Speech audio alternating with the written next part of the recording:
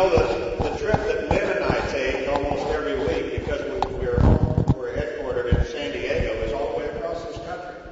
We follow the sun when we start out in the early morning. We only lose a couple of hours. We follow it all the way across America. And you know what it starts to, that great sun starts to illuminate early in the morning there in Washington, D.C. The first rays of sunlight come in, and they illuminate all those markers in Arlington Cemetery that are up there on that hillside just on the other side of the Potomac River.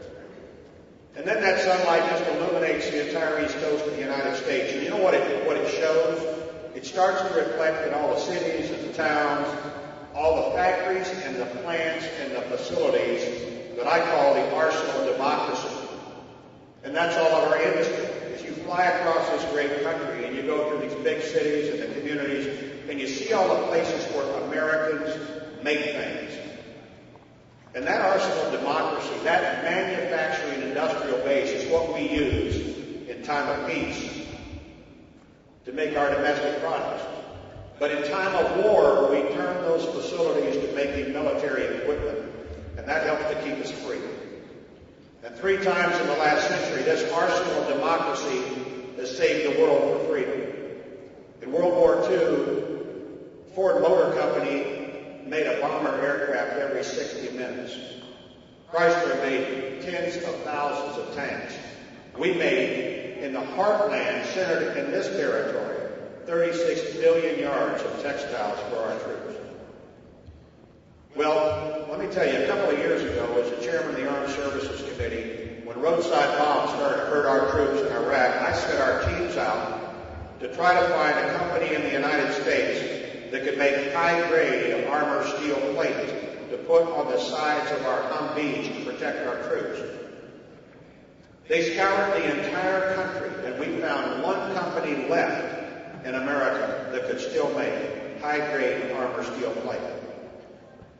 And when the Swiss cut us off from the guidance device that goes in our smart bombs, and that's a very important system, that's our bombs that allow us, instead of having a carpet bomb a bridge with hundreds of bombs, you send one bomb in, it hits one strut of that bridge, brings that entire bridge down. When the Swiss decided they did not like our policy in Iraq, they cut us off from the guidance devices they were making. We found one company left in America that could still make those guidance devices. And I became concerned that we are in fact losing what I call the arsenal of democracy, our manufacturing base, and we are losing it. And one reason we're losing it is because China is cheating on trade. They're devaluing their currency by 40%. And when they devalue their currency by 40%, that undercuts our prices around the world. That makes their prices lower in many cases than our cost of materials. That's cheating under the deal that we signed with them. Well, let me tell you, the other side of that is that China is taking those hundreds of billions of American trade dollars, more than we are getting from them. Those extra dollars that are piling up in their central banks. They're buying ships and planes and military equipment. They bought the Spartanburg-class missile destroyers from the Russians that were designed by the Russians to kill American aircraft carriers. They've got high-end fighters. They've got submarines. One thing that an American president does is enforce trade regulations, and I can tell you this. As President of the United States, I will make sure that China plays by the rules, and if they don't play by the rules, they're not going to be able to access American markets. I commit that to you. Now,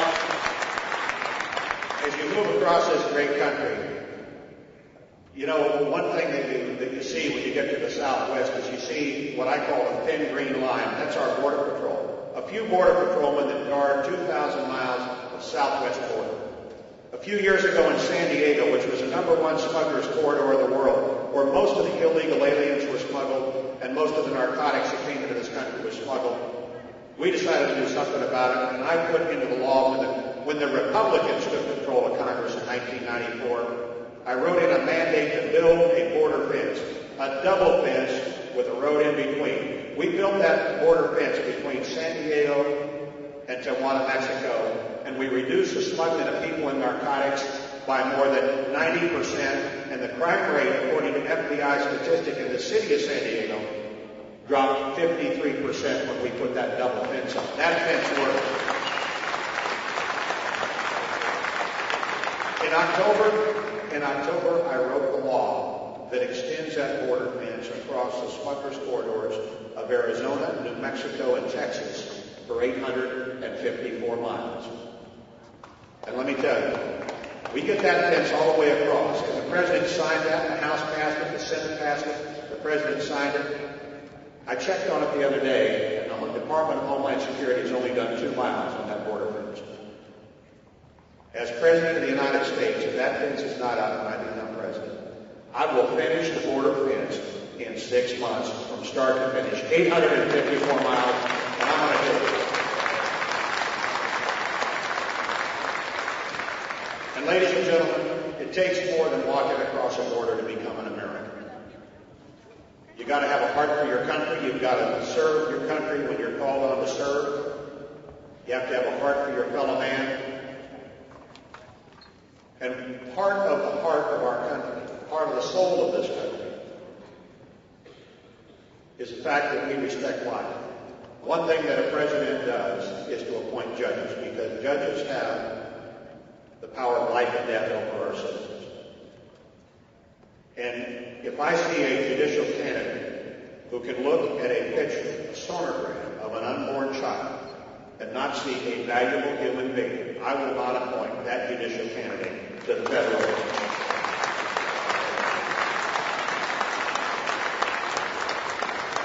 You know something else? I've got the other candidates that mentioned their business experience and their experiences as mayors and governors, and that's great service. But there's something else you need to have to be President of the United States. You need to have some background in the military. Now, I didn't do anything special in Vietnam, but I served with great people, with the 173rd Airborne and the 75th Army Rangers.